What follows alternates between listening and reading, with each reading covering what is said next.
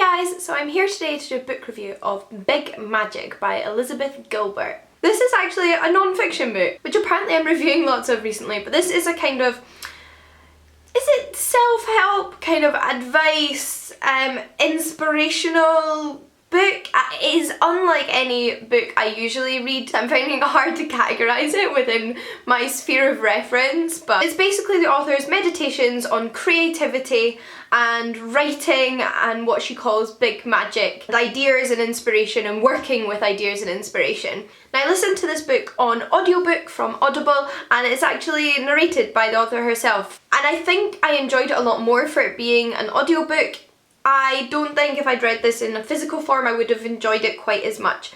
In saying that, this book I have very mixed feelings about. I initially started listening to it because I was hoping to get another Amanda Palmer Art of Asking type book, which I read recently and absolutely adored, like 4.5 stars out of 5. Like, it was almost perfect. I really enjoyed it, and it had that kind of sense of inspiration and advice, but it was also kind of Amanda Palmer's autobiography and stuff she'd learned in her life and her own experience, and it was a lot more personal, and you didn't feel like you were being in any way preached to at all. And I wouldn't say Big Magic felt preachy to me, but it was a lot more like I'm trying to teach you something.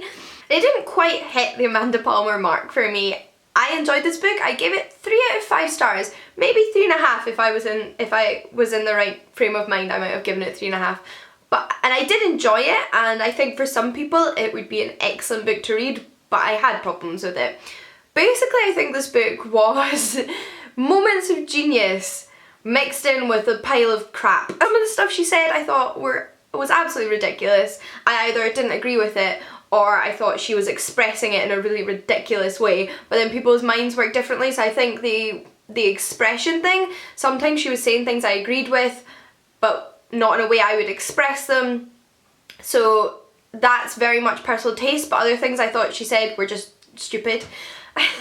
In the nicest way possible. Like, I don't think she's a stupid woman, and I don't think her overall advice was stupid, but there was something she said that I didn't get on board with.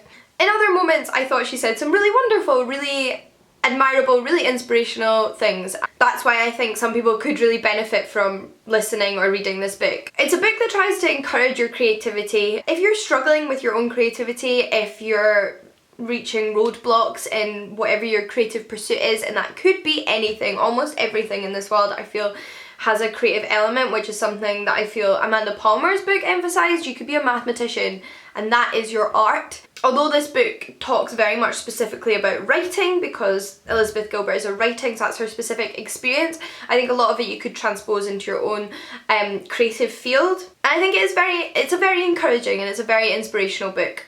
Some of you are probably going to get irritated by the way it's presented, so either go into it with an open mind or already enjoy that kind of thing is all I can say. One of my favourite pieces of advice or just messages that came across in this book was the idea of not punishing yourself to create good art.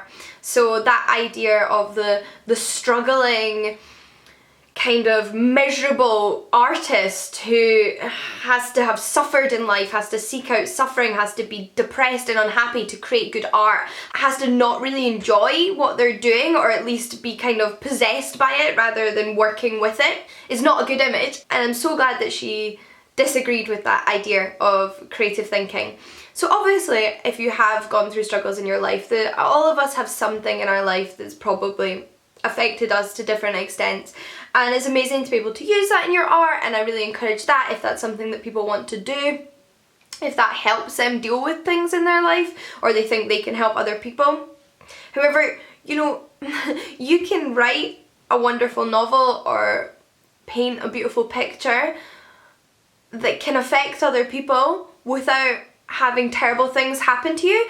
And the problem is that some people get into the mind frame of wishing bad things to happen to them to create, so that they can be more creative, which is, first of all, like, just silly. Like, that is not good for you, and it's also very insensitive to people that have suffered things, because I'm sure all of them would say to you it's not worth art, and that you can create art without it. And I really like that message, and I think that was really important.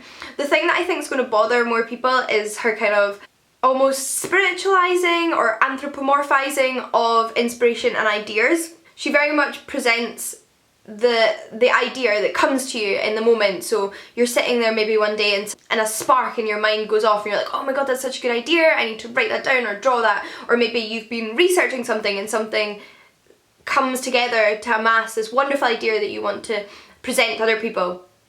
She kind of sees that as not part of you, but as she sees ideas as floating around in the world and kind of hitting people and like coming to people. So the idea knocks on your door and it's like, can you like write me or can you draw me?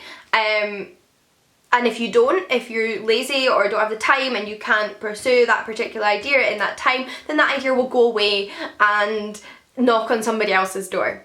Which as a metaphor I think works, but she very much presents it as being very factual, as if she really does see ideas as not physical but just individual entities that exist in themselves. And again, like I said, as a metaphor it works. I think you should work with your ideas, but at the same time I don't think ideas are like little fairies that like come and ask to be written. So that might bother you if you hate that kind of anthropomorphizing or that representation of kind of concepts as physical beings. It's like, it reminded me a little bit of the book that everyone's been talking about recently, about cleaning. I can't remember what it's called, but it's like the life-changing art of being tidy or something. I can't remember what it's called. And in that I know that the socks and like have feelings. So like the clothes and your socks maybe have feelings and personalities or something. And I get that that comes from a cultural perspective, but I know some people really don't get on with that. I personally wouldn't be able to really identify with that as a like philosophy, and that makes a lot of people really dislike this book and think it's ridiculous, and maybe it is, they haven't read it, I don't know. And I think in a way that there is that side to big magic which is just a bit like silly.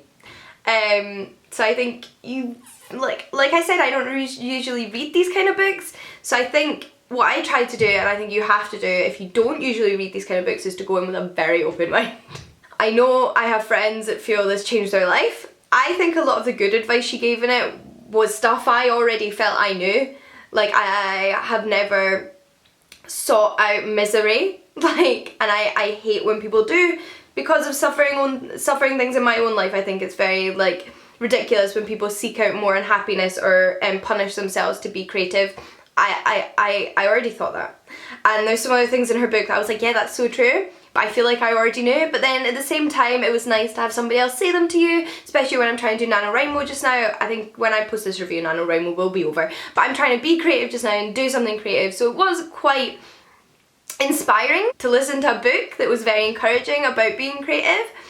And like I said, I did agree with some of the things, although I don't think it taught me anything new, but it was nice to hear them from another person presented in this way. It was also very short. It was only a 5-hour audiobook, and I'm not sure how long the book is, but I feel like it zoomed by. But I feel like I've been rambling now for a while. Hopefully I've gotten across my feelings on this book to you. Like I said, 3 out of 5 stars, good book. Not for everyone, and I think you have to read it with a discerning eye or a discerning ear and really pick the bits that work for you and the bits that don't work for you, and don't follow it to the letter, because I don't think it's all sound advice, but some of it is. So yeah, that's my opinion on this book. If you've read it, please let me know what you thought of it. I'm definitely going to do a video all about Amanda Palmer's Art of Asking at some point, which I adored. Even with its faults, I adored this book, so I'll definitely talk about that soon. But until next time guys, happy reading, and I'll see you all again soon. Bye!